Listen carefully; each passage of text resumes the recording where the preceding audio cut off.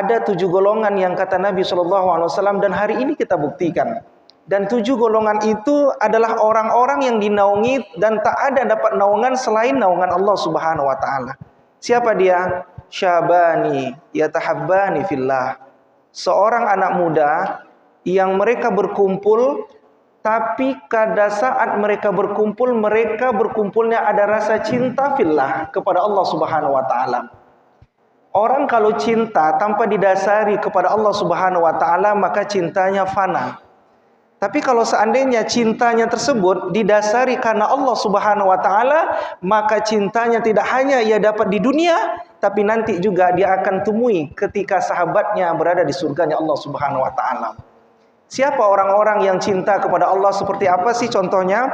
Contohnya begini. Kalau seandainya ada lah ya, adik-adik semuanya, malam hari ini ada teman kita yang setiap pekan atau mungkin setiap bulan berkumpul di majelis ini bersama kita. Tapi malam hari ini dia nggak berkumpul bersama kita. Kemana mereka?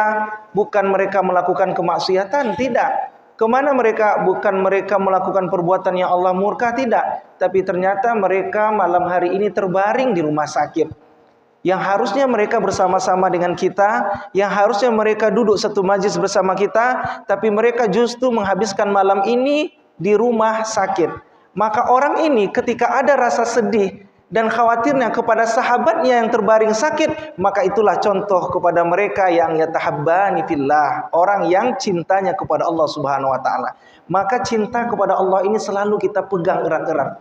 Makanya nanti ya akhi dan ukhti, ketika ada saudara kita yang sudah mendahului kita, makanya tadi saya dengar tadi yang baca Al-Qur'annya hafiz Quran, MC-nya pun hafiz Quran. Orang seperti ini ketika nanti didudukkan oleh Allah Subhanahu wa taala di surganya Allah, maka dia nanti bisa memanggil sahabatnya, saudaranya, temannya yang pada saat dia meniti pada waktu Shirathul Mustaqim dengan begitu letihnya. Dan orang ini bisa memberikan syafaat. Makanya saat ini orang-orang yang senantiasa cinta itu siapa? Mereka yang selalu mengajak sahabatnya, "Ukhti, ayo kita pergi ke majelis ilmu FSRMM. Kenapa? Di situ turun para malaikatnya Allah Subhanahu wa taala." Atau, "Akhi, ayo kita pergi ke tempat-tempat yang senantiasa disenangi oleh Allah Subhanahu wa taala." Ini salah satu karakter mereka yang syabani yatahabbani fillah, yang senantiasa cinta kepada Allah Subhanahu wa taala. Semoga kita yang pada majelis ini senantiasa dikumpulkan sebagai hamba Allah yang juga cinta kepadanya. Amin ya rabbal alamin.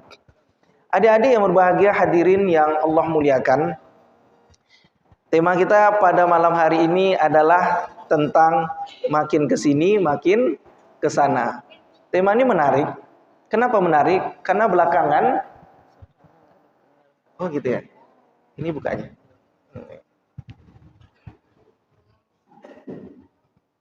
Baik, ini karena banyak sekali mic yang di dada, tambahlah satu mic lagi di tangan. Tapi mudah-mudahan hati kita senantiasa terpaut untuk cinta kepada Allah. Amin ya robbal. Udah dengar di belakang? Baik, kita lanjutkan lagi kajian kita ini. Topik kita pada malam hari ini adalah makin ke sana, makin ke sini. Kebalik ya? Makin ke sini, makin ke sana. Dulu Rasulullah itu, Dek, sering membuat kajian seperti ini bersama para sahabat. Tapi ada suatu ketika Rasul, ketika duduk bersama sahabat, tiba-tiba datanglah seorang perempuan namanya Durrah. Siapa dia Durrah ini? Durrah ini anak perempuannya Abu Lahab. Tahu Abu Lahab? Tahu dari mana? Abu Lahab itu siapa? Iya, pamannya Nabi Muhammad, Abu Lahab bin Abdul Muthalib. Dalam riwayat disebutkan Abu Lahab bin Abdul Muthalib kakek Nabi. Abdul Muthalib itu punya anak. Ada yang menyebutkan 10 laki-laki, 5 perempuan. Ada namanya Abbas bin Abdul Muthalib, ada namanya Abu Thalib bin Abdul Muthalib, ada namanya Hamzah bin Abdul Muthalib. Hamzah itu diberi julukan Sayyidus Syuhada, penghulunya orang-orang yang wafat syahid. Adik-adik tahu di mana makamnya? Tepat di Madinah Al-Munawwarah, di bukit namanya Jabal Uhud. Jabal Uhud itu bukit yang menyatu, panjangnya kurang lebih 8 km tak terputus. Jadi jamaah haji atau umrah banyak yang tertipu. Kadang kalau naik di bukit Jabal Uhud, dipikirnya ada satu bukit rendah, nama bukit itu Jabal Rummat. Tempat apa? Tempat para sniper atau para penembak jitu Nabi Muhammad yang ditugaskan Nabi Muhammad pada saat perang Uhud. Bukitnya agak rendah. Maka jamaah haji atau umroh itu banyak yang naik di bukit Jabal Rummat. Dia pikir itu Jabal Uhud. Nah, Jabal Uhud itu yang melintang panjang dan tingginya luar biasa. Itu Jabal Uhud. Dan di sekitarnya ada makam Sayyiduna Hamzah bin Abdul Muthalib. Dia diberi julukan penghulunya orang-orang wafat syahid. Kenapa? Karena Hamzah pernah dibunuh secara membabi buta oleh seorang bernama Wahsy. Tak hanya dibunuhnya Hamzah, tapi jantungnya Hamzah itu dimakan hidup-hidup di depan mata kepala Nabi Muhammad SAW. Bersedih Nabi Muhammad? Ya bersedih. Karena pamannya dibunuh secara membabi buta oleh kafir Quraisy. Nah, makamnya bisa dilihat di depan dekat Jabal Uhud, Madinah Al-Munawwarah. Mudah-mudahan adik-adik ini bisa pergi berangkat haji dan umrah. Amin ya rabbal alamin. Tak ada mustahil. Tak ada yang mengatakan bahwa Ustaz hari ini umroh ini mahal. Tidak. Haji itu ngantrinya belasan tahun. Ya, tapi logika kita walaupun belasan tahun, tapi kalau Allah sudah katakan kun, fayakun. Jadi maka jadilah. Siapa kira Al-Fakir sendiri ketika ikut lomba MTQ dapat hadiah umroh. Juara 1, jadi adik-adik ini seringlah ikut-ikut umroh, seringlah ikut MTQ. Karena pemerintah kita ini selalu memberikan hadiah reward kepada adik-adik yang ikut lomba MTQ apapun cabangnya. Di waktu itu kita ikut MTQ cabang musabaqah makalah Al-Quran. Dapat hadiah umroh juara 1 tingkat Provinsi Riau. Kemudian dapat lagi ikut mewakili Provinsi Riau.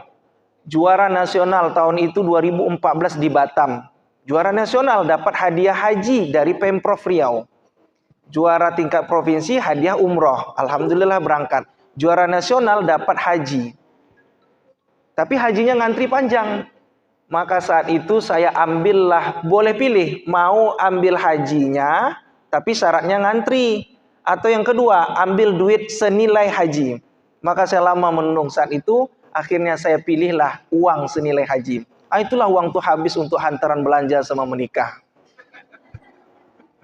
Ini bukan curhat, ini agak cerita sedikit saja. Karena saya lihat ini ada anak muda semuanya. Tapi alhamdulillah baru kemarin pulang haji. Ikut seleksi, ternyata Allah izinkan menjadi pembimbing haji Kabupaten Bengkalis, Meranti, Rokan Hilir, dan Kuantan Singingi. Jadi tidak ada yang sulit bagi kita kalau sudah Allah Subhanahu wa Ta'ala izinkan. Makanya di dekat masjid, di dekat Madinah itu ada namanya makam Sayyidina Hamzah, paman Nabi. Ada juga Abu Lahab, paman Nabi. Tapi Abu Lahab ini paman Nabi yang ternyata Allah abadikan dalam 114 surah. Itu ternyata dia masuk api neraka. Apa kata Allah? Sayasla naron dzata lahab. Abu Lahab itu masuk ke dalam api neraka yang menyala-nyala. Nah, ahbabul kiram, Abu Lahab ini punya anak namanya Durrah. Durrahnya ini, anaknya, putrinya Abu Lahab ini ternyata tidaklah seperti ayahnya yang ingkar atas dakwah Nabi Muhammad. Durrah ini adalah putri yang muslimah, solehahnya luar biasa. Pernah suatu ketika, Nabi Muhammad, kajiannya seperti ini. Jadi Nabi Muhammad pernah juga melakukan kajian seperti ini. Datanglah Durrah. Apa akhlak yang luar biasa dibuat oleh Nabi Muhammad ketika ada putrinya Abu Lahab yang jelas-jelas Abu Lahab itu diberitakan dalam Al-Quran masuk api neraka. Sedikit pun ya ahbabul kiram, Nabi Muhammad tidak ada menyentuh nama Abu Lahab dalam kajian Nabi Muhammad. Mengapa? Karena Nabi tahu waktu kajian itu ada putri Abu Lahab yaitu Durrah. Maka Nabi Muhammad menjaga betul perasaan daripada hatinya putri Abu Lahab sekalipun ayahnya sudah diberitakan dalam Al-Quran masuk ke dalam api neraka. Apa hikmahnya adik-adik semuanya? Hikmahnya adalah apapun profesi, tingkah laku, teman, sahabat kita jika buruk, maka kalau kita mengetahui, maka cukuplah kita ketahui dalam diri kita. Jangan sekali-kali kita umberkan, apalagi kita viralkan penyakit buruk teman kita ini. Hari ini berapa banyak adik-adik orang, jangankan salah sikit saja, masalah rumah tangga saja, kadang diposting, diviralkan, bahkan sampai seheboh satu Indonesia.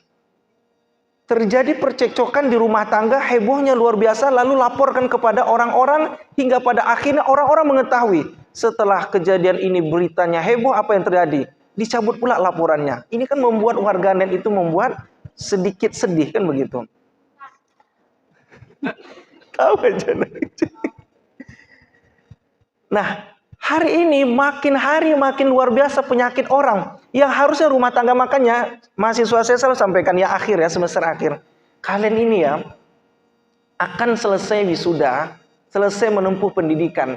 Maka saat itu nanti kalian akan berumah tangga. Secekcok-cekcoknya kalian dalam berumah tangga, sekonflik-konfliknya ketika berumah tangga, jangan sekali-kali ceritakan aib keluarga kita sendiri, dapur kita sendiri kepada orang lain. Kenapa? Karena itu adalah rahasia dapur kita sendiri. Dalam rumah tangga, pernikahan itu adalah ibadah yang paling lama. Tadi kita sholat isya, berapa lama kita ibadah sholat isya? Paling lama 10 menit. Kalau nggak imam baca surah Al-Baqarah habis selesai, nggak sampai 30 menit. Tapi kita paling lama tadi jamaah 10 menit. Kalau misalnya adik-adik baca surah Qul Huwallah sama Qul A'udzu Birabbin Nas, paling 5 menit. Itu sholat. Ramadan, puasa Ramadan paling lama, ibadah Ramadan itu berapa lama? 30 hari. Kalau teman-teman yang 29 hari, 29 hari. Apalagi ibadah zakat fitrah ketika menjelang Idul Fitri, berapa lama kita menunaikan zakat fitrah? Paling lama 1 menit kalau nggak ngantri. Ibadah haji, kemarin kita ibadah haji paling lama 43 hari. Tapi pernikahan adalah ibadah yang paling lama. Nah, saking lamanya maka para pengikutnya iblis itu selalu menjadikan dia alat untuk bisa mencekcokkan rumah tangga kita. Jadi secekcok-cekcoknya, seberantemnya rumah tangga kita, maka ceritakan, selesaikanlah rumah tangga kita sampai kepada suami dan istri. Jangan ceritakan kepada orang lain. Kalau dulu Nabi Muhammad mengajarkan untuk menjaga aib keluarganya, maka hari ini haruslah istiqomah kita menjaga aib keluarga kita sendiri. Makanya hari ini ya adik-adik yang berbahagia, berapa banyak orang bangga sekali menceritakan keburukan keluarganya sendiri. Bahkan dia jadikan keburukan keluarganya untuk konten supaya mendapatkan cuan yang luar biasa banyaknya. Berapa banyak hari ini perbuatan jelek dia justru tampilkan kepada khalayak ramai. Dia menganggap bahwa perbuatan jelek tersebut menjadi hal yang biasa. Kalau sudah menjadi biasa, maka menjadi sesuatu yang selalu diulang-ulang. Ada istilah Allah biasa karena dia selalu biasa ulang-ulang. Kalau seandainya dia terbiasa ulang, maka apa yang terjadi? Hari ini orang menganggap kemaksiatan itu sesuatu yang biasa. Na'udzubillah. Ada juga lagi perbuatan-perbuatan yang dulu yang dijaga baik oleh sahabat Nabi, para tabi'in, yang harus hari ini kita tuangkan. Apa dia? Ada dulu namanya Syekh Al-Hatim. Syekh Al-Hatim ini pernah suatu ketika datang perempuan memberikan fatwa, meminta fatwa kepada Syekh Hatim, Bu. Perempuan ini bilang, "Wahai Syekh Hatim, aku minta fatwa kepadamu." Tiba-tiba maaf, perempuan ini karena sakit perut, tiba-tiba saat itu perempuan ini keluar anginnya, atau bahasa kita kentut, keras. Maka satu orang tersebut di sekitarnya Al-Hatim ini, Syekh Al-Hatim ini ketawa. Tapi apa yang dilakukan oleh Syekh Al-Hatim, Pak? Syekh Al-Hatim dia tak sedikit pun mengeluarkan ekspresi yang seakan-akan mendengar perbuatan yang dilakukan perempuan tersebut. Selesai Hatim ini memberikan jawaban kepada perempuan ini, pulang perempuan ini, lalu sahabat-sahabat Syekh Hatim ini mengatakan, "Wahai Syekh Hatim, engkau gak dengar tadi perempuan tersebut mengeluarkan angin?" Lalu Syekh Hatim bilang, "Enggak, sama sekali aku gak dengar." "Berarti engkau tuli," kata temannya. Maka semenjak kejadian itulah Syekh Al-Hatim diberi julukan belakangnya Al-Asom. Tahu Al-Asom? Al-Asom itu yang tuli. Summun, bukmun, umyun, fahum. Summun, tuli. Tuli. Jadi Syekh Al-Hatim itu diberi julukan tuli. Kenapa? Karena dia tidak mendengar seorang perempuan yang lagi keluar anginnya. Tapi apa yang terjadi? Bertahun sudah selesai, meninggal perempuan ini, barulah saat itu Syekh Al-Hatim ketika ditanya oleh sahabatnya, "Wahai Syekh Al-Hatim, ternyata selama ini setelah kami perhatikan engkau ternyata tidak tuli. Betulkah demikian? Maka Syekh Al-Hatim katakan, ya.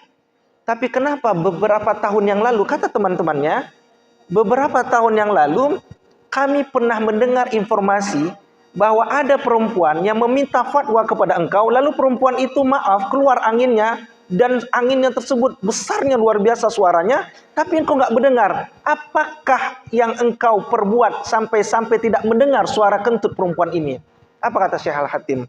Saya sengaja untuk menutupi rapat-rapat suara ataupun aib dari perempuan ini. Kenapa? Karena kalau seandainya saat itu saya ceritakan betapa malunya perempuan ini dan dia tidak mau lagi datang kepada aku meminta fatwaku. Begitulah Syekh Al-Hatim ini, adik-adik semua, menjaga aib orang. Makanya hari ini berapa banyak orang yang selalu membuka aibnya. Tidakkah kita lupa ya ibu bapak, ketika ada orang yang selalu menceritakan keburukan orang, apa yang Allah katakan dalam Quran surah Al-Hujurat? Ayuhibbu ahadukum ayyakula lahma akhihi maitan fakarihtumuh. Sukakah engkau memakan daging bangkai saudaramu? Jadi judulnya aja, orang sarapan dengan lontong sayur. Judulnya aja, orang makan dengan ayam goreng pada siang hari. Judulnya aja, tadi malam kita makan dengan mie goreng. Tapi kalau mulut ini selalu berbicara, menjelekkan, memfitnah, menggibah, namimah orang lain, maka nanti hari kiamat, makanan yang kita makan tersebut, gorengan yang kita makan tersebut, lontong yang kita makan tersebut, di hari kiamat diganti oleh Allah dengan bangkai saudaranya sendiri. Na'udzubillah. Maka jagalah lisan kita ini, supaya lisan ini selalu menjadi orang-orang yang terampil dan bijaksana. Tapi kalau dulu ya, ada istilah namanya mulutmu harimaumu. Iya kan? Betapa orang dengan mulutnya ini suka menjerumuskan dan memfitnah orang sehingga orang tersebut menjadi sakit hati. Tapi hari ini bukan mulutmu harimaumu, tapi sekarang kita kenal dengan jarimu harimaumu. Berapa banyak orang ketika dengan jarinya dia posting, ternyata postingan tersebut melukai perasaan saudaranya sendiri. Hanya hari ini hati-hati, ada sebuah undang-undang yang di situ disingkat dengan ITE. Apa itu ITE? Undang-Undang Informasi Transaksi Elektronik. Di dalam undang-undang itu, ini buat adik-adik kita, di dalam undang-undang itu, di situ dipidana orang jika pertama sudah menyinggung SARA, S-A-R-A. Apa itu SARA? S itu suku. Contoh, tengok tuh, contoh nih ya, tengok tuh orang Minang tuh, pelit betul minta ampun. Coba kami baik orangnya, enggak pelit. Kalau ada yang memposting, lalu ada komunitas Minang melaporkan, kena ini deh. Itu orang suku. Atau misalnya, tuh tengok tuh orang Betawi. Tahu nggak singkatan Betawi? Betah wilayah. Tak pernah dia orangnya hijrah. Tak mau dia merantau. Beda dengan kami orang Minang, kami merantau. Contoh, jika ada postingan seperti ini, lalu terdengar orang teman kita suku Betawi, dilaporkannya kena. Makanya hati-hati, disebut dengan SARA, suku. Kemudian apa lagi? A, agama. Jika ada seseorang menjelek agama lain, lalu agama tersebut merasa tersudutkan, merasa tersinggung, maka dia laporkan, maka kena orang yang memposting menjelekkan agama tersebut. Jadi berapa banyak sekarang orang-orang yang ketika memposting sesuatu yang menghina agama orang lain, maka dipidana. Makanya hati, hari jari ini begitu luar biasa membuat seseorang sengsara di kemudian hari. Kita ya Islam itu luar biasa sekali mengajarkan kepada saudara kita di luar daripada Islam. Coba contoh deh. Nabi Muhammad. Nanti saya contoh dengan yang lainnya. Nabi Muhammad itu pernah bertetangga. Bukan saja dengan orang-orang yang beragama Nasrani, tapi bertetangga dengan agama Yahudi. Apa yang dibuat dan dilakukan Nabi Muhammad ketika bertetangga dengan orang Yahudi yang selalu menghina Nabi Muhammad. Jadi pernah suatu ketika, Nabi Muhammad tuh menyuapin seseorang yang buta. Buta dia. Kerjaannya menghina Nabi Muhammad. Menjeleki Nabi Muhammad. Tapi apa yang dilakukan Nabi Muhammad? Nabi Muhammad tuh sekalipun ini orang nggak menyembah Allah, lalu dia suka menjelekkan Nabi, tapi Nabi suka setiap hari menyuapkan mulutnya dengan makanan yang terbaik dari Nabi Muhammad. Besoknya begitu juga, Nabi Muhammad suapin lagi dengan begitu lembutnya. Sampai akhirnya Nabi Muhammad meninggal dunia, Sayyidina Abu Bakar As-Siddiq tahu apa yang dilakukan Nabi Muhammad. Rutin dia, istiqomah dia menyuapin orang yang selalu menghina Nabi Muhammad ini. Apa yang terjadi? Ketika Abu Bakar As-Siddiq yang menyuapin pertama kali sepeninggalan Nabi Muhammad, maka orang yang buta, yang selalu menghina Nabi Muhammad ini, apa yang keluar dari mulutnya? Siapa engkau? Kamu bukan orang yang seperti biasanya. Orang yang selama ini menyuapiku adalah orang yang begitu lembut. Pada saat dia memasukkan ke mulutku dengan begitu luar biasa pelan-pelannya sehingga aku tak merasakan kesakitan. Beda dengan engkau. Engkau pasti bukan orang yang kemarin menyuapiku. Lalu apa yang dikatakan Sayyidina Abu Bakar As-Siddiq? Ya, aku memang bukanlah orang yang setiap hari menyuapin engkau dengan lembut. Lalu kemana mereka? Kemana dia? Dia sudah meninggal dunia. Lalu pria yang buta ini mengatakan, kira-kira siapa yang selama ini menyuapinku dengan lembut? Maka saat itu Sayyidina Abu Bakar As-Siddiq katakan, yang selalu menyuapimu dengan begitu pelan, dengan begitu ikhlas adalah orang yang selalu engkau hina setiap hari, yaitu Sayyidina wa Maulana Muhammad sallallahu alaihi wasallam. Maka saat itu mengalirlah air mata pemuda yang buta ini. Maka saat itu dia bersyahadat di hadapan Sayyidina Abu Bakar As-Siddiq. Nah, begitulah akhlak yang dibuat oleh Nabi Muhammad kepada orang yang tidak sama sekali mendengar dakwah Nabi Muhammad, tapi beliau tunjukkan dengan akhlak yang luar biasa. Makanya dalam Al-Quran itu Nabi Muhammad itu diberi julukan wa innaka la'ala khuluqin azim. Apa maknanya? Dan sesungguhnya Nabi Muhammad SAW memiliki akhlak yang teramat agung, baik sekali, mulia. Nah, itu Nabi Muhammad. Itu kan Nabi Muhammad, orang yang udah dijamin masuk surga. Ada nggak yang dekat-dekat zaman sekarang? Ada. Ada seorang ilmuwan namanya Muhammad Al-Fatih. Muhammad Al-Fatih ini seorang ilmuwan yang luar biasa mengkaji Al-Quran, dan dia sandingkan Al-Quran dengan ilmu sains, ilmu pengetahuan. Suatu ketika Muhammad Al-Fatih menulis buku, dan bukunya menjadi bestseller kala itu. Lalu setelah dia buat, tiba-tiba datanglah undangan kepada Muhammad Al-Fatih untuk diajak menjadi narasumber di Harvard University Amerika Serikat. Lalu pada saat itu Muhammad Al-Fatih sedih bercampur gembira. Kenapa dia sedih? Sedih pertama, dia mendapatkan undangan dari negara yang bukan mayoritas muslim. Yang kedua, dia bahagia. Kapan lagi kalau seandainya dia ingin menjadi narasumber di negara yang bukan mayoritas muslim. Akhirnya apa yang terjadi? Dia istikharah lah. Istikharah. Istikharah itu sholat 2 rakaat, meminta pilihan antara mana pilih yang baik atau yang lebih terbaik. Maka saat itu istikharah. Selesai sholat, apa yang terjadi? Maka Muhammad Al-Fatih ini memutuskan untuk pergi ke Amerika Serikat untuk memenuhi undangan panitia yang menjadikan dia narasumber di tempat Amerika yang mayoritas itu non-muslim. Sampailah di Amerika, ahbabal kiram, apa yang terjadi? Ternyata acara itu digelar di auditorium yang luar biasa ramainya orang. Ribuan orang hadir. Dan ternyata narasumbernya bukan seorang Muhammad Al-Fatih, tapi narasumbernya banyak dari tokoh agama lain. Ada agama Nasrani, ada agama Buddha, dan si Muhammad Al-Fatih ini adalah dari tokoh agama Muslim.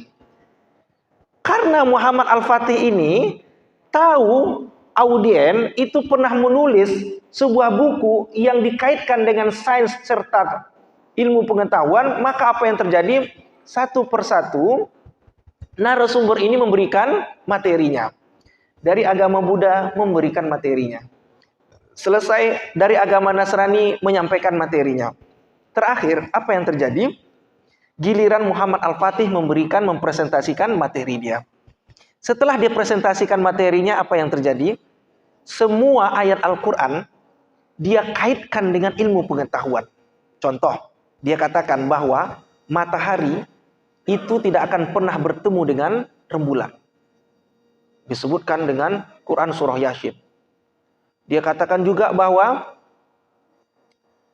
Agama Islam itu adalah agama yang tidak serta-merta memaksa orang untuk memeluknya. Disebutkan ayatnya la ikraha fid din. Kemudian dikatakan bahwa agama Islam itu adalah agama yang mengajarkan kepada toleransi, di mana orang sangat menghargai agama yang lain. Dia sebutkan lakum dinukum waliyadin. Jadi setiap ayat demi ayat dia ucapkan. Dikaitkannya dengan fenomena ilmu pengetahuan. Semua ayat disampaikannya. Tapi cuma satu ayat yang nggak disampaikan oleh Muhammad Al-Fatih. Ayat apa itu? Ayat Cahyadi, mantan wali kota Pekanbaru. Udah selesai masa jabatannya. Tapi beliau ustadz, bagus dia. Selesai menyampaikan materi itu, apa yang terjadi? Semua audien itu bertepuk tangan, standing applause, karena materinya luar biasa disampaikan oleh Muhammad Al-Fatih. Selesai itu, ternyata di auditorium itu mayoritas orang yang beragama non-muslim. Datanglah pendeta ini, dia mengatakan bahwa Muhammad Al-Fatih, aku ingin mengundang engkau di tempat saya. Ternyata pendeta ini, karena melihat Muhammad Al-Fatih ini menyampaikan materi luar biasa di auditorium besar yang menghadirkan narasumber dari lintas agama, maka adalah satu pendeta yang mengundang Muhammad Al-Fatih ini untuk hadir di tempat rumah ibadah pendeta ini. Maka lagi-lagi Muhammad Al-Fatih istikharah. Kenapa? Karena dia nggak pernah memberikan materi di tempat rumah ibadah agama lain. Dia selalu memberikan materi di tempat rumah ibadah umat Islam. Maka setelah istikharah termenunglah Muhammad Al-Fatih ini. Setelah termenung, lalu dia putuskan dia memenuhi undangan sang pendeta. Kenapa dia penuhi? Karena bagi dia, mumpung saya di Amerika ini, kalau bukan saya, siapa lagi? Kalau bukan sekarang, kapan lagi? Maka akhirnya keesokan harinya, dia datanglah. Dan ternyata kali ini Muhammad Al-Fatih menjadi narasumber tunggal di rumah ibadah agama lain. Lagi-lagi dia menyampaikan materi-materi yang luar biasa sebagaimana dia sampaikan materi di auditorium yang besar tersebut. Dia kaitkan segala sesuatu dengan ilmu sains dan teknologi. Bahkan dia katakan bahwa perjalanan Nabi Muhammad Isra dan Mi'raj itu kalau dikaitkan dengan sains, ilmu pengetahuan, maka ketemu. Adik-adik coba lihat, kalau malam hari punya senter nggak? Senter yang tajam. Coba buka atau hidupkan senter tersebut, lalu arahkan ke atas, maka ada senter yang luar biasa, itu sampai melihat warna biru, langit. Begitulah kekuatan daripada cahaya.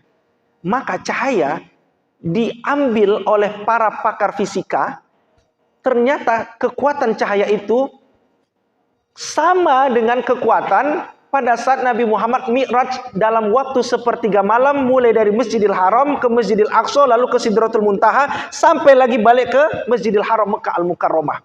Sepertiga malam itu bukan hayalan Nabi Muhammad. Kalau diuji dengan sains ilmu pengetahuan, itu ketemu. Tidak hanya itu. Kalau dulu kita mau mengirim surat kepada orang yang jauh, maka berbulan-bulan dapat informasi, betul tidak? Tapi hari ini, kalau kita bisa berkomunikasi dengan sahabat kita yang ada di luar negeri, itu hanya seperkian detik saja kita bisa berbicara dengan mereka. Maka hari ini berapa banyak orang kalau meeting lewat aplikasi yang dikenal dengan Zoom misalnya. Atau ada lagi Google Meet misalnya. Atau ada lagi aplikasi-aplikasi yang lain yang mendukung orang yang di luar negeri bisa kita berkomunikasi langsung. Dan itu dulu sudah ada ketika zaman Nabi Allah Subhanahu wa taala Sulaiman. Jadi Sulaiman itu punya umat. Umatnya siapa? Dari kalangan jin, dari kalangan binatang atau hewan, dari kalangan manusia. Pernah suatu ketika Nabi Sulaiman alaihissalam katakan, wahai umatku, siapa dari kalian yang mampu menghadirkan di depan mata aku ini kursinya Ratu Balkis dengan waktu yang sangat cepat, maka akan aku berikan hadiah, kata Nabi Sulaiman, karena seorang raja. Maka di dalam Al-Quran disebutkan, datanglah minal jinni, dan jin itu dari golongan ifrit. Jadi jin itu macam-macam, ada ifrit, ada qarin, ada dasim, dan seterusnya. Itu nama-nama yang disebutkan dalam riwayat sirah nabawiyah. Beda dengan Indonesia. Indonesia ini macam-macam nama jin. Ada kuntilanak, ada gendrowo, ada sumbolong, ada macam-macam. Tapi adik-adik jangan takut, karena hantu-hantu yang ada di Indonesia ini, itu kalau kita lari masih menang kita. Contoh pocong. Pocong itu diikat, dia melompat. Mana kencang orang berlari dengan melompat? Lari. Itu pocong. Ada lagi suster yang lagi merangkak-rangkak. Suster apa namanya itu? Nah, kayak itulah namanya. Mana kencang orang berjalan dengan dia? Orang berjalan. Ada lagi kalau mahasiswa saya lagi KKN, tapi KKN-nya bukan di desa penari. Namanya desa mengaji. Saya bilang, Anda adik mahasiswa kalau KKN jangan di desa penari. KKN-lah di desa mengaji, saya bilang. Ada di KKN itu mereka cerita-cerita, ada ibu-ibu yang mandi, namanya apa tuh? Wanita gayung ya? Lupa lah saya. Nenek gayung, nenek gayung. Kan nenek gayung. Adik ini tahu aja. Nenek gayung. Gayung tuh kira-kira terluka enggak? Enggak terluka. Jadi makanya ada mahasiswa macam-macam pertanyaannya. Betul enggak Ustaz ada arwah bergentayangan kata dia? Tak betul saya bilang. Kenapa? Karena fase kehidupan kita ini 4. Pertama alam ruh, alam dunia, alam barzah, alam akhirat. Jadi enggak ada nama arwah bergentayangan. Tapi Ustaz kami lihat Bapak itu udah 5 tahun yang lalu meninggal dunia. Udah 5 tahun yang lalu meninggal dunia. Tapi wajahnya ada di simpang dekat pohon besar itu. Maka dalam hadis disebutkan innahu qarin. Sesungguhnya dari golongan jin namanya qarin. Jin qarin itu adalah jin yang selalu mengikuti kemanapun kita berada. Jin qarin kita itu kafir. Tapi jin qarin Nabi Muhammad muslim. Kapan jin qarin kita ini nggak mengikuti? Ketika adik tadi masuk kamar mandi. Lalu pada saat itu kita katakan Allahumma inni a'udzubika minal khubuti wal khobais. Maka jin saat itu nggak akan datang dan masuk ke kamar mandi. Tapi kalau ada orang masuk kamar mandi, menyelonong aja tanpa mengucapkan nama Allah, maka saat itu jin ikut dia. Dan dia live streaming di dalam kamar mandi bersama kita. Ya dia tahu bagaimana, oh begini si Subli itu buang air besar. Kakinya kirinya diangkat sambil ngumpil-ngumpil, tahu dia. Ketika kita makan tanpa mengucapkan nama Allah, maka saat itu jin ikut dengan tangan najisnya dan kita makan dengan tangan najisnya. Tapi pada saat kita makan dengan mengucapkan Allahumma barik lana fima razaqtana wa qina adzabannar, apa kata dia? Ini bukan tempat kita. Dia pergi. Ketika kita mau tidur lalu kita ucapkan nama Allah, maka dia nggak ikut. Tapi kalau ada orang hari-hari nggak pernah sedikit pun mengucapkan nama Allah, maka jin qarin ini ikut. Meninggal kita, kira-kira jin ini menikmati nggak? Nggak. Karena Allah sudah janji, usia jin ini akan dipanjangkan ila yaumiddin, sampai hari pembalasan. Maka kalau ada orang meninggal dunia, dia nggak akan mati. Dan dia copy paste tahu betul apa perangai manusia ini. Kenapa? Karena hari-harinya tak pernah sedikit pun mengucapkan nama Allah. Tapi kalau kita hari-hari selalu mengucapkan nama Allah, dia nggak akan pernah ikut. Nah, jadi udah lagi ya, nggak ada lagi cerita-cerita arwah bergentayangan. Ustaz sih, entah kenapa pula sampai-sampai cerita hantu. Ini cerita kalau seandainya kadang mahasiswa-mahasiswa ini takut kadang, ya datang ke rumah kosan takut segala macam. Jadi adik-adik di sini insya Allah tidak ada takutnya. Kenapa? Karena sudah dibekali dengan ilmu agama. Nabi Sulaiman alaihissalam itu punya golongan jin ifrit. Apa kata jin ifrit? Aku bisa memindahkan kursinya Ratu Balkis itu mulai dari engkau duduk sampai engkau berdiri. Kira-kira lama nggak tuh? Cepat, nggak lama. Tapi dalam Al-Quran itu disebutkan datang lagi sekelompok minal ilmi, dari kelompok manusia yang memiliki ilmu pengetahuan.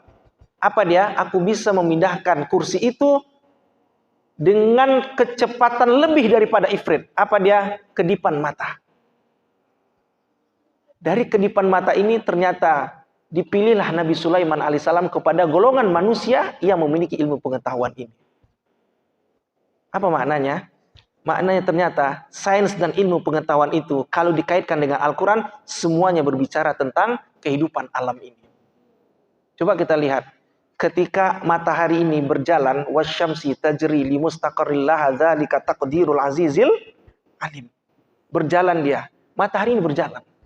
Menurut ilmu geografi, bumi yang kita pijak dengan matahari jaraknya itu 124 juta kilometer. Kita pijak bumi, jarak dengan matahari 124 juta kilometer. 124 juta kilometer, kalau siang hari nggak mendung, kira-kira panas atau enggak? Panas. Tapi ada nanti masanya, idas sama'un fatarat, langit terbelah, gunung-gunung kal ihnil manfush, seperti bulu domba yang bertaburan, air laut mengeluarkan isinya. Suami tak lagi kenal dengan istrinya, istri tak lagi kenal dengan suaminya, sibuk dengan urusan masing-masing. Ada orang itu ya, saking dekatnya matahari, dalam riwayat disebutkan matahari itu dekat sejengkal. Secara logika tentulah panas.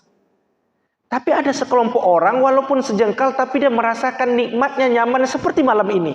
Siapa dia? Salah satunya kita yang syabani yatahabbani fillah. Seseorang yang hatinya anak muda cinta karena Allah Subhanahu wa taala. Dan kita berdoa semoga kita mendapatkan syafaatnya Nabi Muhammad SAW. Amin. Tapi ada golongan orang yang saking panasnya bercucuran keringat dia. Amalnya kurang di dunia, bercucuran keringat dia sampai menenggelamkan hingga ke tenggorokannya. Maka saat itu ada sekelompok orang minta syafaat, bertemu Adam. Adam gak bisa memberikan syafaat. Apa kata Adam? Aku ketika berada di surga saja, aku telah ternyata melanggarkan perintah Allah. Bagaimana aku bisa menyampaikan, menyelamatkan kalian semua? Meninggalkan Nabi Adam bertemu dengan Nabi Nuh alaihissalam, aku juga gak bisa memberikan syafaat kepada engkau. Kenapa? Anak kandungku saja bernama Kan'an tak bisa aku selamatkan. Bagaimana aku bisa menyelamatkan tuan-tuan semua? Maka sekelompok orang ini bertemulah Nabi Muhammad SAW. Dan Nabi saat itu apa yang dilakukan Nabi? Sujud lama kepada Allah. Jadi Nabi itu sujud. Dalam sujudnya Allah katakan, ya Muhammad, bangkitlah engkau dari sujudmu. Kenapa engkau sujud? Langsung saja masuk surga. Kan kunci surga sudah engkau pegang. Kenapa engkau sujud? Ternyata Nabi Muhammad memikirkan kita. Apa kata Nabi Muhammad? Ya Allah, aku tahu ya Allah. Pintu surga aku yang memegang kuncinya. Tapi aku minta kepadamu ya Allah. Apa permintaanmu? Aku minta, kata Nabi Muhammad, ini umatku mereka tertatih-tatih merasakan kehausan dan panasnya luar biasa. Lalu apa permintaanmu? Aku minta ya Allah tolong ciptakan satu telaga. Semoga dengan telaga tersebut ketika satu teguk umatku meminum, maka mereka tak lagi merasakan kehausan sampai mereka meniti Shiratal Mustaqim. Maka Allah ciptakan satu telaga yang kita kenal dengan telaga Al-Kautsar. Semoga kita bisa meminum telaga Al-Kautsar Nabi SAW. Sampaikah di situ Nabi Muhammad meminta kepada Allah? Belum. Satu langkah lagi nih Nabi Muhammad mau masuk surga. Kembali Nabi sujud lama kepada Allah. Saat itu Allah katakan, ya Rasulullah, bangkitlah engkau dari sujudmu. Kenapa engkau sujud lagi? Bukankah permintaanmu sudah aku kabulkan tadi? Maka Nabi Muhammad katakan, ya Allah, aku tahu ya Allah, engkau sudah mengabulkan permintaanku dengan menciptakan telaga. Lalu apa permintaanmu? Kata Allah, aku minta satu lagi ya Allah. Kata Nabi Muhammad, apa permintaanmu ya Rasulullah? Langsung saja masuk surga. Nabi Muhammad gak mau masuk surga sebelum bersama sahabat dan kita umatnya. Apa permintaan Nabi Muhammad? Perhatikan baik-baik. Nabi Muhammad minta, ya Allah, andailah ya Allah umatku kita semua. Andailah ya Allah umatku memiliki dosa sebesar gunung, tapi dalam hatinya, lisannya pernah mengucapkan la ilaha illallah. Aku minta kepadamu ya Allah, masukkan umatku itu langsung ke dalam surga tanpa engkau transitkan ke dalam neraka walaupun dalam waktu 1 menit. Kenapa Nabi minta begitu, ahbabal kiram? Karena Nabi tahu percis bagaimana Allah menciptakan neraka. Ratusan tahun lamanya Allah persiapkan api neraka untuk orang-orang yang Allah campakkan di api neraka. Kapan Nabi tahu? Ketika Nabi Mi'raj. Nabi Mi'raj melihat surga dan juga melihat Allah ciptakan neraka. Api itu, kata Nabi, api itu saking lamanya Allah ciptakan, api itu sampai berubah warnanya menjadi hitam pekat. Saya pernah bertanya kepada orang-orang damkar, pemadam kebakaran, yang selalu kerjaannya memadam api. Saya tanya, bang, pernah nggak bang lihat api warna hitam dari atas sampai bawah 100%? Dia bilang nggak pernah. Paling dia pernah lihat api warna merah, warna orange, atau warna biru. Tapi kalau asap hitam ada. Pernah dilihatnya asap hitam. Tapi api hitam 100% dari atas sampai bawah. Kalau atas saja ada, pernah dilihat. Tapi kadang di tengahnya warna lain. Tapi api 100% hitam tak pernah dijumpai orang damkar. Lalu di mana api itu? Adanya di neraka. Tahu nggak seringan-ringannya siksa neraka? Yang warna hitam pekat itu. Ya bulugul ka'bain, kata Nabi. Ketika percikan api itu kena ke kaki manusia, apa yang terjadi? Bukan hanya kakinya yang panas, tapi sampai mendidih otaknya. Begitulah seringan-ringannya siksa api neraka jahanam. Maka pantas saat itu Nabi Muhammad sujud lama kepada Allah Subhanahu wa taala. Dia minta kepada Allah, "Ya Allah, tolonglah ya Allah umatku kita.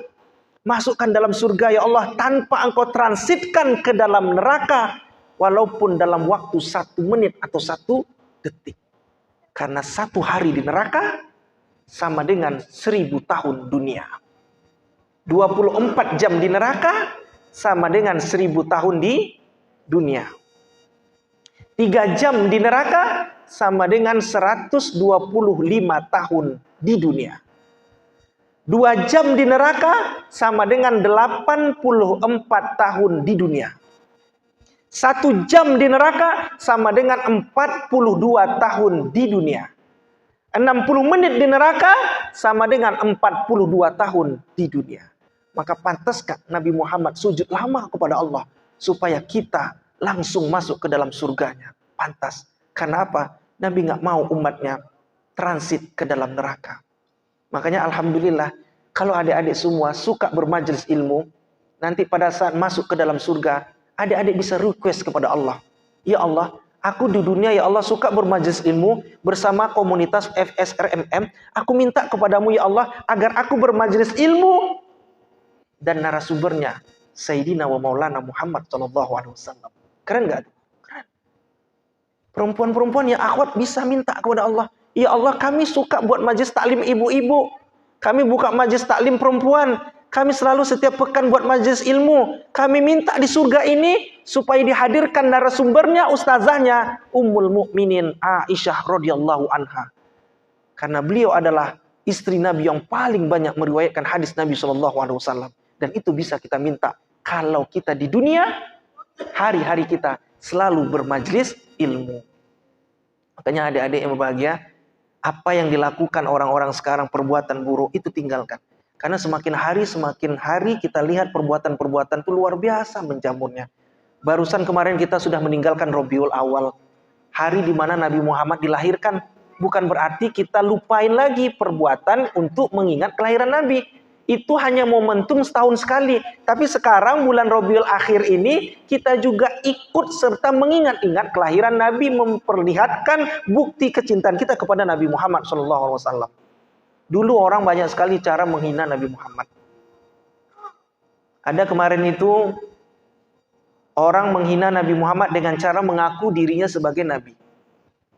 Ada komunitas, organisasi namanya Ahmadiyah. Ahmadiyah itu pendirinya namanya Mirza Ghulam Ahmad. Mirza Ghulam Ahmad. Dia mengaku sebagai Nabi setelah Nabi Muhammad. Teman saya waktu di Jakarta, waktu Car Free Day, tahu Car Free Day? Car, mobil, free, bebas day, hari bebas mobil. Kalau di Pekanbaru ada tuh setiap hari Ahad, kalau nggak salah di jalan protokoler. Teman saya waktu Car Free Day, datanglah orang membagi-bagikan beberapa souvenir. Lalu teman saya dapat Al-Quran tebal, warna hijau. Dia curiga Al-Quran ini setelah dia baca, ada sesuatu kalimat teks yang menganggap di situ Allah memberikan mandat kepada Mirza Ghulam Ahmad. Lalu saat itu teman saya telepon. Dan dia mau mengirimkan Al-Quran ini kepada saya. Akhirnya dikirimlah dari Jakarta ke Pekanbaru. Dan Al-Quran itu masih ada saya simpan. Ternyata apa yang terjadi betul. Ketika saya buka secara kasat mata, Al-Quran ini seperti Al-Quran biasanya. Kalau orang awam mengira ini Al-Quran biasa. Tapi kalau orang yang hafal Al-Quran itu tahu ini Al-Quran ini salah. Ketika dibuka covernya, di situ dituliskan Al-Quran ini diperuntukkan kepada yang dimuliakan Mirza Ghulam Ahmad. Itu tulisannya. Lalu ada beberapa ayatnya di situ disebutkan bahwa Nabi Muhammad ayat Muhammadur Rasulullah walladzina ma'ahu asyidda'u 'alal kuffari ruhama'u bainahum. Muhammad adalah utusan Allah. Lalu ditambahnya redaksinya, Muhammad utusan Allah memberi mandat kepada Mirza Ghulam Ahmad. Itu bahaya tuh. Muhammad utusan Allah memberi mandat kepada Mirza Ghulam Ahmad. Bahasanya bahasa indah, tapi kalau orang nggak mengerti akan terpedaya. Bayangkan, hari ini ada orang mengaku Nabi setelah Nabi Muhammad.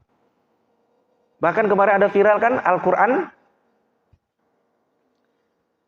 yang kalimatnya wa inna lajahiluna. Lalu di situ yang aslinya wa inna laja'iluna. Ikan adik-adik pernah baca itu kan? Dan akhirnya Kementerian Agama menarik Al-Quran yang diwakafkan tersebut. Fatalnya luar biasa. Dari laja'iluna menjadikan dengan berubah dengan kalimat lajahiluna. Lajahiluna bodoh. Kayaknya kalau kita baca Al-Fatihah, tadi saya tanya dengan Rian, alhamdulillah kan komunitas ini, ada komunitas kan tahsin kan? Adik-adik kalau tahsin, itu dengarkan seksama dengan asatidz kita, Ustadz Fadli ya misalnya. Ketika baca surah Al-Fatihah, iyyaka na'budu wa iyyaka nasta'in. Kalau bacaannya pakai tasydid, itu maknanya hanya kepada mulah Allah kami menyembah, hanya kepada mulah kami meminta pertolongan Allah. Kalau pakai tasydid. Tapi kalau saya tanya dengan teman saya yang pakar tafsir, kalau tanpa tasydid, iyyaka na'budu wa iyyaka nasta'in, lain lagi artinya. Hanya kepada mulah sinar matahari kami menyembah, dan hanya kepada mulah sinar matahari kami meminta pertolongan. Jadi fatal, fatal. Maka alhamdulillah adik-adik istiqomah dengan tahsin bacaan ayat-ayat Al-Quran kita. Makhrajul hurufnya, berhenti dan memulainya. Kemudian di mana kita melafazkan hukum-hukumnya, ikhfanya, izharnya, dan seterusnya. Kenapa? Karena sekarang beberapa survei sudah menyebutkan anak-anak muda hampir 87%, lihat di Sindo News, itu tidak bisa membaca Al-Quran. Bayangkan. Belum lagi yang bisa bacaan sholat. Mahasiswa saya tanya, kalian tahu nggak sholat jenazah itu berapa rakaat? 4 Pak Ustadz, kata dia. 4 kata dia. Apalah 4 kata dia. 2 Pak Ustadz, 2 kata dia. Bayangkan. Anak-anak nggak tahu sholat jenazah berapa rakaat. Atau di sini saya tanya, sholat jenazah berapa rakaat? Hah? Nggak ada. Sholat jenazah itu tak ada rakaat. Apa yang disebut dengan rakaat? Rakaat itu ketika seseorang yang diawali takbiratul ihram, ruku, i'tidal, sujud pertama, iftiras, sujud kedua, selesai dari sujud kedua, bangkit dia, itulah disebut dengan rakaat. Sholat jenazah nggak ada rakaat, tapi 4 takbir. Sama nih. Di sini kalau sholat subuh hari Jumat, kira-kira pakai bacaan sujud sajadah nggak? Ada ya? Biasanya si imam baca Al-Quran surah As-Sajadah, Alif, Lam, Mim, Tanzil, kan gitu kan? Lalu si imam selesai baca ada kalimat berbicara tentang sujud. Lalu dia langsung sujud, kan gitu kan? Apa bacaannya? Sajadah wajahiyah lilladzi khalaqahu wa syaqqa sam'ahu wa basarahu bihaulihi fatabarakallahu ahsanul khaliqin. Ibu kalau nggak hafal nggak apa-apa bilang subhanallah. Nggak hafal subhanallah, goyangkannya bibir. Tetap bisa. Kan setelah si imam baca sajadah wajihiyah tadi, lalu kan bangkit dia. Melanjutkan surah sajadah. Atau kalau dia baca surah Al-Alaq, wasjud waqtarib. Lalu dia lanjut surah yang lain, kan gitu. Tiba-tiba datanglah kita. Terlambat. Atau ibu terlambat. Selesai imam salam, kira-kira yang terlambat tadi menambah bilangan rakaat atau tidak? Tidak. Kenapa? Karena yang terlambat tadi masih masuk rakaat pertama bersama imam. Kenapa? Karena si imam belum memasuki unsur rukuknya, rukun i'tidalnya nggak ada, sujud pertama yang nggak ada, iftirasnya nggak ada, sujud kedua yang nggak ada. Tapi Ustaz dia kan sujud sajadah, itu sujud sajadah. Bukan sujud dalam rangkaian ibadah sholat. Jadi kalau misalnya tadi sholat subuh misalnya terlambat, jangan nambah bilangan rakaat. Kalau nambah berarti sholat subuhnya menjadi 3 rakaat. Jadi makin hari makin kesini makin kesana, makin macam-macam perangnya orang. Jadi ada orang ngaku Nabi setelah Nabi Muhammad. Ada lagi nggak waktu kemarin viral kan membuat karikatur Nabi Muhammad?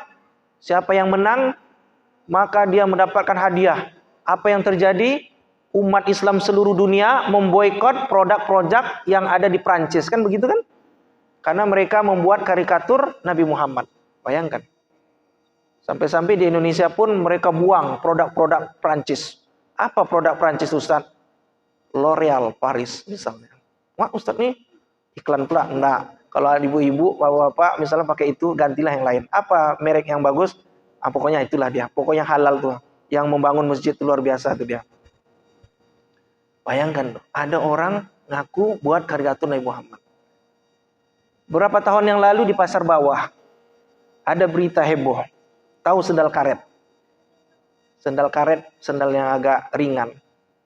Sendal karet itu di telapak kakinya ada tulisan kaligrafi kufi. Nah, ini kaligrafi nih.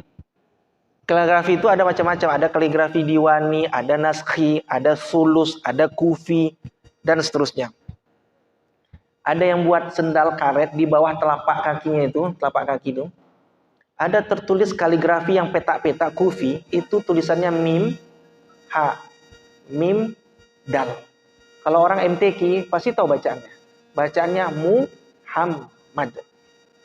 Jadi kalau orang nggak tahu, belinya sendal itu, apa yang terjadi? Dipijak-pijaknya tulisan Muhammad. Jadi begitulah makin hari makin kesini orang menghina Nabi Muhammad. Sama juga dengan adik-adik yang akhwat. Adik-adik akhwat kan ada tuh jilbab yang di belakang tertulis kalimat Allahu Akbar. Saya lihat tuh. Biasanya tuh jilbab-jilbab hasil orang-orang partai caleg. Itu dibagi-bagikan. Belakangnya ada tulisan lafaz mulia kan Allah atau Muhammad. Adik kalau ada tulisan atau mukena seperti itu, cepat-cepat pergi ke permak lepis. Hilangkan tulisannya. Kenapa? Itu tulisan mulia. Kalau misalnya yang akhwat lagi mau nyuci karena mukena itu kotor atau najis, lalu saat itu capek, nggak mau nyuci pakai tangan, maka pakailah gaya koboi. Bagaimana tuh saat gaya koboi? Lemparkan mukena, masukkan deterjen, kasih air, pijak. Kan gitu tuh kayak koboi namanya. Maka tanpa disadari dia memijak tulisan mulia yaitu Allah. Jadi hati-hati ya, mukena-mukena itu yang biasa sajalah. Warna lain nggak apa-apa tapi polos. Jangan pula tulisan-tulisan mulia. Itu yang akhwat. Yang ikhwan juga begitu. Yang ikhwan kalau mau sholat, jangan pula pakai kaos tulisannya panjang. Jika engkau mencintai aku juga mencintai engkau. Kalau engkau tak mencintai aku juga tak mencintai engkau. Pernah saya itu sholat, di sab kedua saya baca, batal sholat saya. Jadi kalau sholat, pakailah baju koko. Jangan banyak tulisan-tulisannya. Kalau pakai baju tulisan-tulisan itu khawatir nanti mengurangi pahala ibadah. Apalagi pakai celana jin. Kenapa saya tidak perkenankan pakai celana jin? Karena kalau pakai celana jin pakai celana apa? Kan begitu.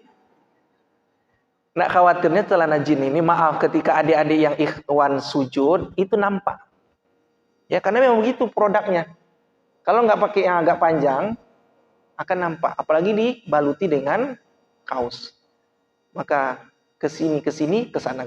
Hari ini semakin banyak orang membuat menghinakan agama Allah Subhanahu wa Ta'ala. Ada lagi. Ini cerita saya pernah waktu kecil-kecil diceritain ustadz saya. Ada di daerah Tegal. Orang hina Nabi Muhammad. Tahu namanya siapa? Masih ingat tuh ya? Namanya Tugimin. Tugimin namanya. Tugimin. Ada nama Tugimin sini. Kalau Tugimin sini orangnya baik. Tugimin ini malam-malam mimpi ketemu Allah. Dengar suara. Wahai Tugimin, ketika engkau bangun tidur nanti, maka engkau akan aku angkat menjadi nabi. Bangun dia. Dikumpul masyarakat Tegal, tak banyak, no? Tak sebanyak masyarakat atau komunitas ini. 9 orang cuman. Pas dikumpulkannya, apa yang terjadi? Wahai bapak-bapak, diumumkannya. Ibu-ibu, tadi malam saya ketemu Allah, kata Tugimin. Allah memberikan mandat kepada saya sebagai nabi terakhir. Bayangkan. Percaya orang percaya. Kenapa? Nggak ada ilmu agama. Makanya kalau adik-adik tadi yang sholawat, ya Habibi ya Muhammad, Muhammad ganti tugimin. Ya Habibi ya tugimin. Lucu. Kenapa? Karena paham dan orang semua ikut. Nah, hari ini berapa banyak orang menghina Nabi Muhammad SAW. Maka walaupun momentum Rabiul Awal sudah hilang, jangan berarti kita menghilangkan dakwah Nabi Muhammad SAW. Alhamdulillah, komunitas kita ini selalu menghidupkan syiar agama Allah Subhanahu Wa Taala. Di akhir, saya ingin pesankan bahwa sebenarnya hidup kita ini berulang saja. Dulu ada penguasa zolim, sekarang ada juga seperti itu. Dulu ada orang baik, sekarang ada orang baik. Dulu ada orang kaya, tapi luar biasa dia memberikan kekayaannya kepada penguasa jahat. Sekarang ada seperti itu. Hidup kita ini sebenarnya berulang-ulang saja. Kalau hari ini kita selalu melakukan kebaikan, sesungguhnya kebaikan ini pernah dilakukan orang-orang dahulu. Kalau dulu ada orang-orang yang melakukan kemaksiatan, maka dulu juga ada orang melakukan kemaksiatan. Dimensi waktunya berbeda saja. Waktu dan tempatnya berbeda saja. Tapi sesungguhnya pernah dilakukan oleh orang-orang dahulu. Maka kita yang kita lakukan adalah ikhtiar untuk selalu melakukan kebaikan sampai akhir hayat kita. Maka imam kita tadi alhamdulillah bagus. Apa kata dia? Allahumma hawwin alaina fi sakaratil maut. Ya Allah, lunakkanlah, lancarkanlah ketika sakaratul maut. Dan kita wan najata minan nar wal afwa indal hisab, dan kita menang dan terhindar daripada siksa api neraka. Amin ya rabbal alamin. Itu saja, mudah-mudahan kajian kita ini bermanfaat dan selalu kita mensyukuri atas nikmat Allah Subhanahu wa taala, dan apa yang kita kerjakan pada malam hari ini bernilai di hadapan Allah Subhanahu wa taala sebagai nilai ibadah. Amin ya rabbal alamin. Terima kasih, mudah-mudahan bermanfaat. Akhirnya asal sembilu menjadi buluh, buluh dianyam menjadi tempian. Saya susun jadi 10 khilaf dan salah, mohon dimaafkan. Wassalamualaikum warahmatullahi wabarakatuh.